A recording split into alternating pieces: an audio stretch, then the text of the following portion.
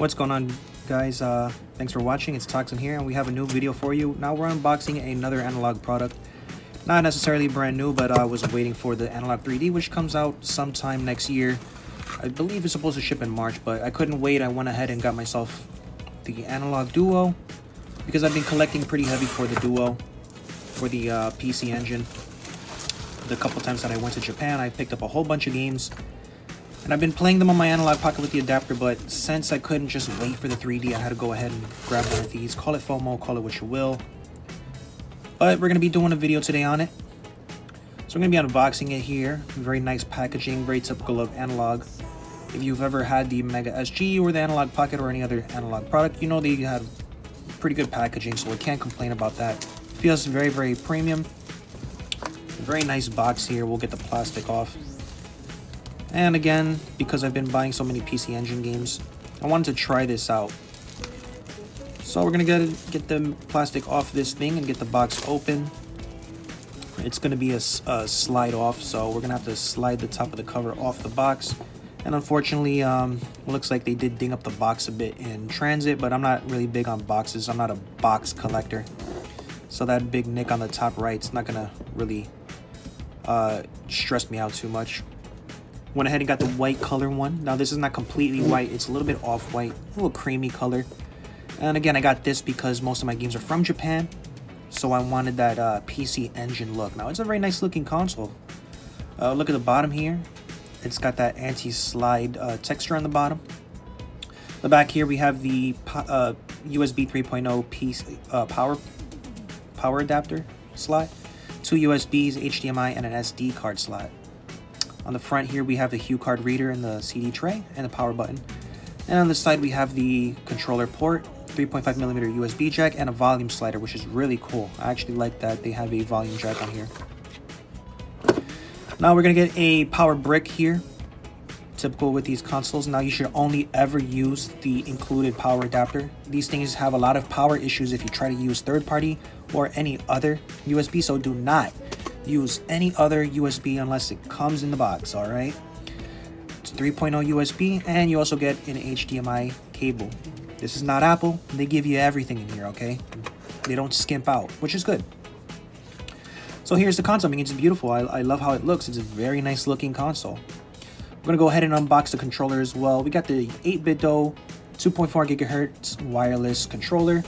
Now this thing's got some issues, and we'll go over them later in the video, but in the unboxing here, it's very typical. I have one of these already, but it's in storage very, very far away. Also, I got the blue variant. This thing works on the Switch, PC, and the TurboGrafx Mini if you've got one of those. I also have one of those in storage, and I can confirm it does work. It's a very nice looking controller. What I like about this is it matches the color of the console perfectly. Now, it's not slightly off, it is 1 for 1. I love that it matches. Sometimes they use different shades of color that don't match up correctly. It's got the USB dongle, and unfortunately it is a USB micro, not a USB 3.0 power adapter, but that's okay. It's just to charge the controller. So we're gonna go ahead and set this thing up. It's gonna ask you to put in a USB, an SD card. When I initially set this up, I didn't have one, but I do go ahead and get one later. But just testing this out, I had to go ahead and stick that in there. It's got the USB display. It's got the it's got the display modes in here. If you have the Pocket, you know all about that. It's got they're not very fancy. I mean, the only one you'd probably ever use on this is the CRT Trinitron, which kind of makes your screen a little bit dark. But they do give you the update icon. Then you got to put the time and date and all that jazz. Get that set up real quick. It's not a bad setup. Doesn't take too long.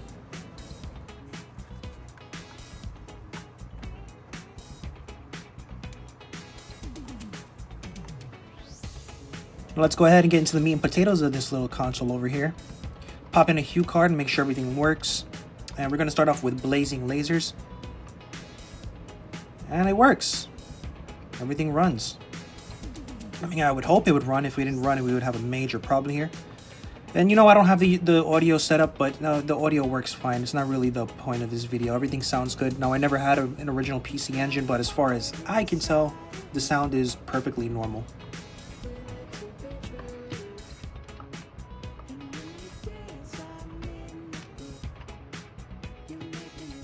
Now we're going to test the jailbroken firmware. I went ahead and did that off screen, but it works fine. Now I'm testing out here Rondo of Blood with the jailbreak, and the only issue that I have with the it could just be this one game, but for some reason it sounds like the audio in the cutscenes are a little bit too fast and then play ahead of the video, but it's completely fine. It doesn't break the game. The music sounds good. And again, I don't have it here because my monitor doesn't have a speaker. I use headphones, but trust me, it sounds fine. And everything plays fine.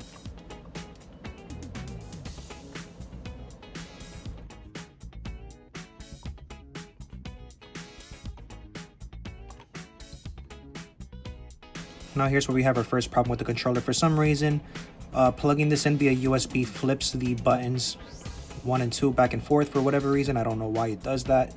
And then when you use it with the dongle, it works as it's intended to, but for some reason the home button doesn't work as a home button, but it works as a start button. So you have to press the hotkeys to get back into the analog menu, which is very annoying and very unfortunate.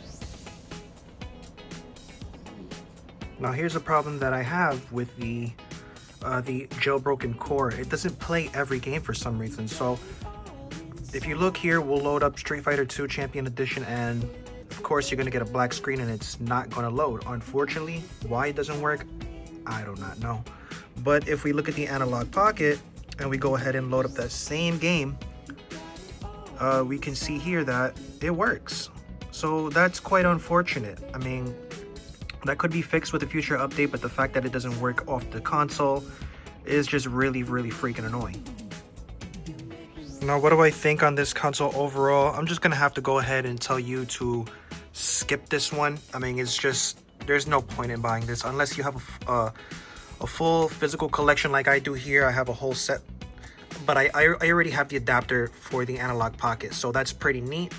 That's why I started building this collection, because I had the adapter for the Pocket. I guess I just got a little bit of FOMO with this because I really do love the analog consoles. I wanted to get this before it disappears because I never bought the Super NT and I missed out on it, and I'm not going to go on eBay and spend hundreds of dollars on that. So that's just a wash. But in terms of just getting a console for PC Engine, there's really no need to. I didn't test any CDs in this video because I didn't burn any. I mean, there's really, man, I really don't feel like I have to go into it too much because this console is not that great to begin with. Other than the fact that it plays the hue cards pretty well. It's nice to have a physical console that I can sit down and pop a card in and go ahead and play. It feels more authentic to sit down and play this way. Even though I could do everything on the Analogue Pocket, I could even do the CDs. That's one issue that I had with the Analogue Pocket. It doesn't play every CD game. The core that I had some issues with some CD games like Valis. Valis 2, for some reason, after the first boss, it would freeze up and it wouldn't run. On this machine, I don't have that issue. It plays the CD games and it loads like it's supposed to. I don't get frozen on the first boss. So that is one thing that this console does have above the Analogue Pocket when it comes to the core. Another thing is, yeah, for some reason, every game doesn't play on the Pocket and every game doesn't play on the Duo. So it's kind of a mixed bag of both. So if I want to play Valis or play some of the CD games and have them load properly, it's perfect for the CD-ROMs, but not so much for the Pocket. Some of the CD games in the Pocket are a little wonky. So it's better for the CD-ROMs if you want to use a jailbreak. Another thing with the jailbreak is that you lose the ability to use save states. Because it's using an older firmware. If you go to memories, it doesn't allow you to do save states. So again, you're gonna lose the save state feature with a jailbreak. So that's just not a good thing. I mean, I really don't use save states too much, but if you want to, it should be there. You can do that on the Pocket, but you can't do it here. So that's gonna be a letdown, unfortunately. So there you go. Thanks for watching, guys. You can go ahead and skip the Duo. It's a really nice console. I don't regret my purchase, but it's not the best. You can go ahead and get yourself the Pocket with the adapter set and you'll be alright. Make sure you like and subscribe, and we'll check you on the next one. Peace out.